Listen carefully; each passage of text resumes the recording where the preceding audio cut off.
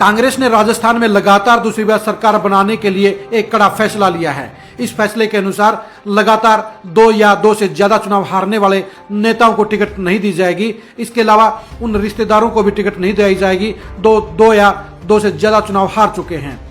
अगर यही फैसला हरियाणा में भी लिया जाएगा तो उन हालात में कांग्रेस के 20 बड़े नेताओं की टिकट का सपना चकनाचूर हो जाएगा, अर्थात उनकी टिकट कट जाएंगी। और सबसे खास बात यह है, ये 20 के 20 नेता इस समय भूपेंद्र हुड्डा के साथ जुड़े हुए हैं। चलिए चर्चा करते हैं उन 20 नेताओं के ऊपर जिनकी टिकट के ऊपर खतरा मंडरा जाएगा। सबसे ऊपर नाम आता है अशोक अरोड़ा का। अशोक अरोड़ा इस समय भूपेंद्र हुड्डा के सबसे नजदीकी नेताओं में शामिल हैं। अशोक अरोड़ा जहां 2009 का चुनाव जीते थे इनेलो की टिकट पर, वहीं 2014 का चुनाव इनेलो की टिकट पर हार गए थे और 2019 में इनेलो छोड़कर वो कांग्रेस की टिकट पर चुनाव लड़े थे तो वो चुनाव भी हार गए थे। इस तरह से अशोक अरोड़ा लगातार 2 चुनाव हार चुके हैं। अगला नंबर है दिलूराम बाजीगर। दिलूराम बाजीगर गुलाचिका से विधायक रहे हैं, वो भी लगातार 2 चुनाव जीत चुके हैं। दिलूराम बाजीगर 2014 और 2019 के 2 चुनाव हार चुके हैं। अगला नाम है राकेश कंबोज का इंद्री से। इंद्री से राकेश कंबोज इस समय भूपेंद्र हुड्डा के साथ हैं। 2019 का चुनाव उन्होंने कांग्रेस से बगावत करके इंडिपेंडेंट लड़ा था और वो चुनाव हार गए थे। इससे पहले राकेश कंबोज 2005 में विधायक बने थे। 5 के बाद वो 9 और 14 के चुनाव भी भजनलाल की पार्टी पर हार गए थे। ऐसे में लगातार 3 चुनाव हारने और इसके अलावा कांग्रेस के साथ बगावत करने के चलते उनकी टिकट कटने के पूरे आसार हैं। इंद्री ही सीट पर एक दूसरे दावेदार हैं भीमसेन मेहता। भीमसेन मेहता 3 बार विधायक रह चुके हैं, लेकिन पिछले 3 चुनाव वो हार चुके हैं। 2014 में वो कांग्रेस की टिकट पर 4थे नंबर पर रहे थे और 2019 में उनको टिकट नहीं मिला था। अगले नेता हैं भरत सिंह बेनीवाल। भरत सिंह बेनीवाल ऐलनाबाद से अभी तक चुनाव नहीं जीते हैं। वो 2 बार चुनाव हार चुके हैं। उपचुनाव में उनको टिकट नहीं मिली थी, इसलिए उनकी टिकट कटने के भी प्रबल आसार हैं। अगले नेता हैं टोहाना से परमवीर सिंह। परमवीर सिंह बड़े नेता रहे हैं। उनके पिता हरपाल सिंह भी हरियाणा कांग्रेस के अध्यक्ष और बड़े मंत्री भी रहे हैं, लेकिन परमवीर सिंह 2014 और 2019 के 2 चुनाव लगातार हार चुके हैं। रतिया के जर्नैल सिंह भी लगातार 2 चुनाव हार चुके हैं। वो 2014 और 2019 में आईएनएलडी और बीजेपी से मात खा गए थे। प्रहलाद सिंह गिलाखेड़ा फतेहाबाद से टिकट से दावेदार हैं। प्रहलाद सिंह गिलाखेड़ा जहां 2009 में इंडिपेंडेंट चुनाव जीते थे तो उसके बाद 2014 और 2019 में वो कांग्रेस के टिकट पर जमानत जब्त करवा गए थे। नरेश सेलवाल उकलाना से टिकट मांग रहे हैं। 2019 के चुनाव में जब उनको टिकट नहीं मिली थी तो वो बागी हो गए थे और उन्होंने इंडिपेंडेंट चुनाव लड़ा था। वो भी लगातार 2 चुनाव हार चुके हैं। रामनिवास घोडेला बरवाला से टिकट मांग रहे हैं। वो भी भूपेंद्र हुड्डा ग्रुप के हैं और 2019 में टिकट कटने पर उन्होंने भी इंडिपेंडेंट चुनाव लड़ा था और वो नंबर 3 पर रहे थे। जयप्रकाश भी कांग्रेस में बड़े नेता हैं और भूपेंद्र हुड्डा के खासम खास नेताओं में उनकी गिनती होती है। जयप्रकाश 2019 में कलायत से चुनाव हार गए थे और अभी 2022 में वो आदमपुर से बाई इलेक्शन हार चुके हैं। अगले नेता हैं पेवा सीट के ऊपर हरमिंदर सिंह चट्ठा और मनदीप चट्ठा। दोनों बाप बेटा 2014 और 2019 के चुनाव हार चुके हैं। रामकिशन फौजी 3 बार कांग्रेस की टिकट पर विधायक बने थे, लेकिन 2014 और 2019 में लगातार 2 बार चुनाव हार चुके हैं। अगले नेता हैं लोहारू के सोमवीर सिंह। सोमवीर सिंह लगातार 3 चुनाव हार चुके हैं।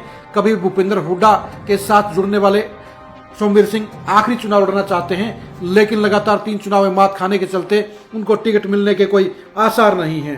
बारडा सीट से रणवीर महिंद्रा सोमवीर सिंह के रिश्तेदार हैं। वो भी लगातार 3 चुनाव हार चुके हैं। रणवीर महिंद्रा अपने पिता बंसीलाल के आशीर्वाद से 2005 में मुंडाल से विधायक बने थे। उसके बाद वो हार की हैट्रिक लगा चुके हैं। राव नरेंद्र सिंह नारनौल सीट पर कुलदीप बिश्नोई की मेहरबानी से मदद से विधायक बने थे। उसके बाद 2014 और 2019 के 2 चुनाव लगातार हार चुके हैं। यादवेंद्र सिंह कोसली सीट के लिए टिकट मांग रहे हैं। वो राव इंद्रजीत के छोटे भाई हैं। राव इंद्रजीत के आशीर्वाद से ही वो 2 बार विधायक भी बने थे, लेकिन राव इंद्रजीत के बीजेपी में जाने के बाद राव यादवेंद्र सिंह लगातार 2 चुनाव यानी 2014 और 2019 के हार चुके हैं। बड़कल सीट पर महेंद्र प्रताप और विजय प्रताप बाप बेटा हैं और वो दोनों 2014 और 2019 के चुनाव हार चुके हैं। आनंद कौशिक फरीदाबाद में कांग्रेस के बड़े नेता रहे हैं, लेकिन वो भी पिछले 2 चुनाव फरीदाबाद और बल्लभगढ़ सीटों से हार चुके हैं।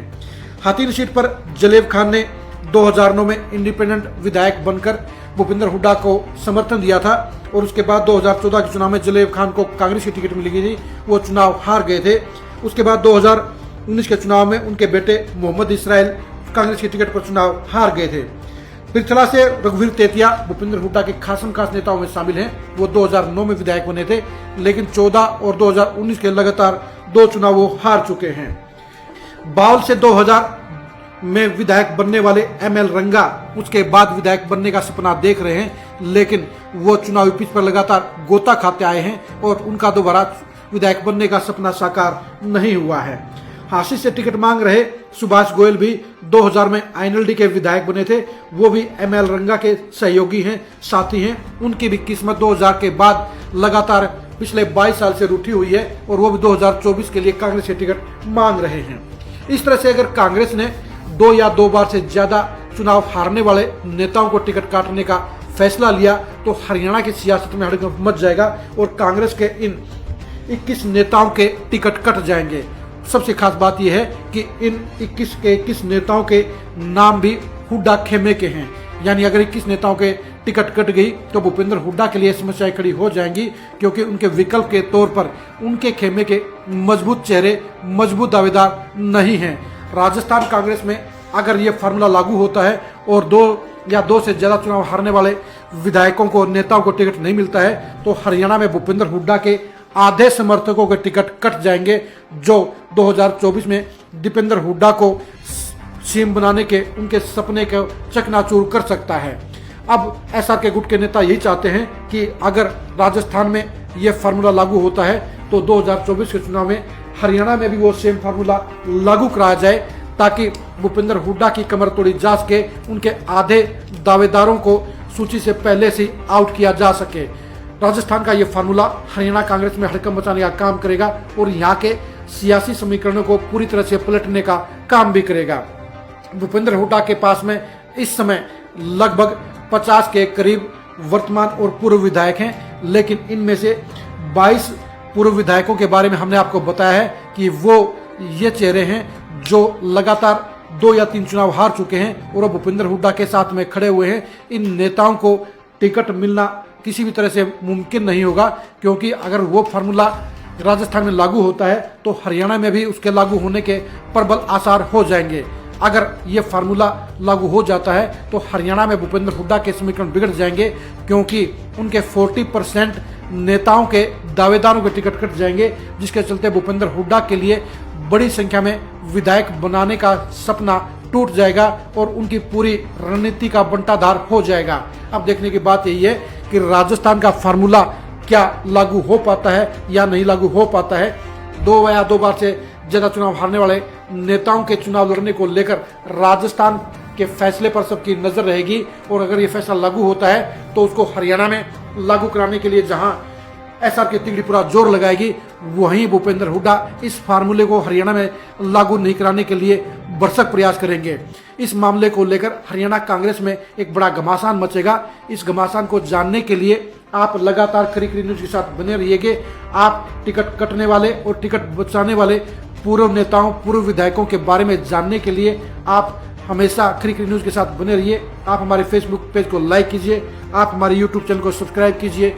नमस्कार।